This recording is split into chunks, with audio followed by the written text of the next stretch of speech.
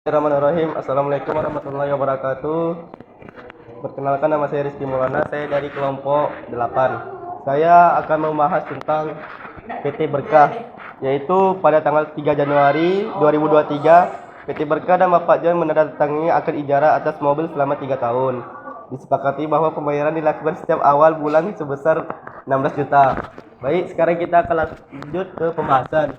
Yaitu pada tanggal 3 Januari tidak ada jurnal. Kenapa tidak ada jurnal? Karena pada tanggal tersebut masih perencanaan dan belum ada transaksi. Lanjut, yaitu ke 4 Januari 2023 PT Berkah membeli mobil yang akan disewakan senilai 300 juta secara tunai. Mobil tersebut kemudian diserahkan kepada Bapak John. Yaitu pada tanggal 4 Januari akun yaitu aset ijarah sebesar 300 juta masuk ke debit dan kas sebesar 300 juta masuk ke kredit. Kenalkan, nama saya Bismillahirrahmanirrahim. Saya akan menjawab pertanyaan 2 Februari dan 2 Juni.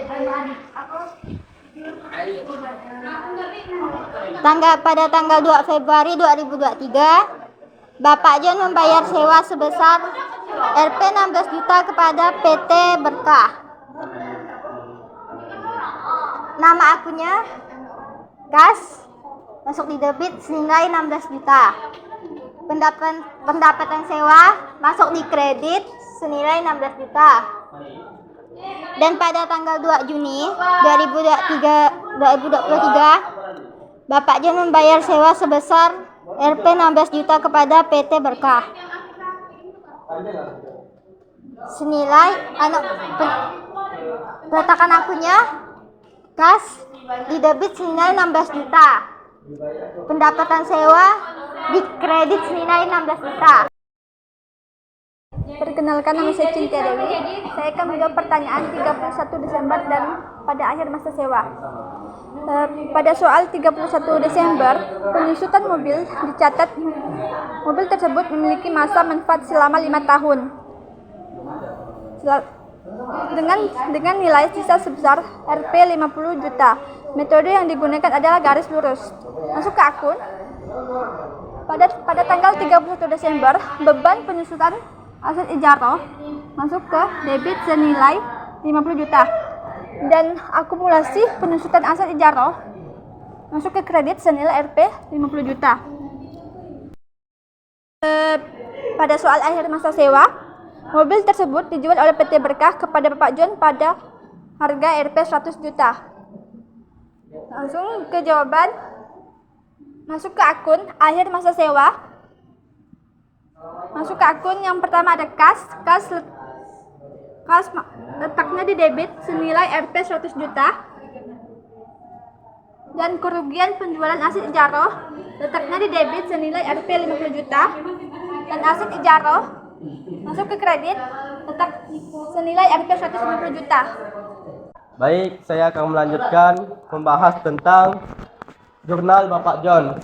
Yaitu pada tanggal 2 Februari tidak hanya masuk ke PT Berkah, tetapi masuk juga ke jurnal Bapak John dengan angkun biaya sewa debit 16 juta, terus kas masuk ke kredit 16 juta, dan pada tanggal 2 Juni angkun yaitu biaya sewa masuk ke debit 16 juta juga, dan kas masuk ke kredit 16 juta.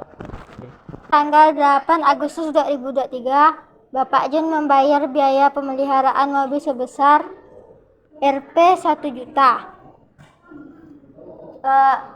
Akunnya biaya masuk ke debit senilai 1 juta. Pemeliharaan kas masuk ke kredit senilai 1 juta. Pada soal 12 September, mobil menabrak pohon karena Bapak John tengah dalam berkendara.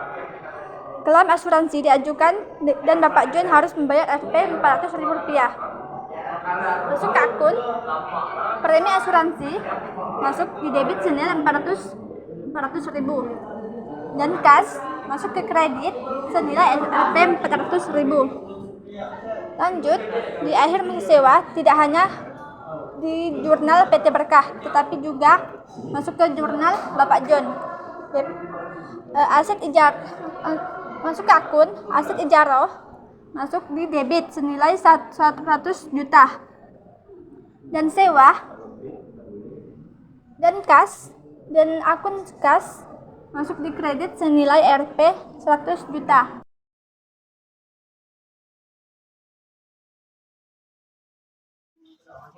Selanjutnya adalah B. Jelaskan apa itu akad ijarah. Akad ijarah adalah suatu jenis akad atau perjanjian dalam keuangan syariah yang sering digunakan dalam transaksi sewa menyewa. Ijarah secara umum dapat diartikan sebagai sewa atau penyewaan. Pihak yang menyewakan disebut sebagai mujir atau pemberi sewa, sedangkan pihak yang menyewa disebut mustajir atau penyewa. Lanjut ke bagian C. Apakah transaksi sale and leaseback sesuai syariah? Jawabannya ya. Karena dalam hukum dan syariat ijarah, dalam fatwa sale and leaseback ini harus memperhatikan substansi ketentuan terkait tentang pembiayaan.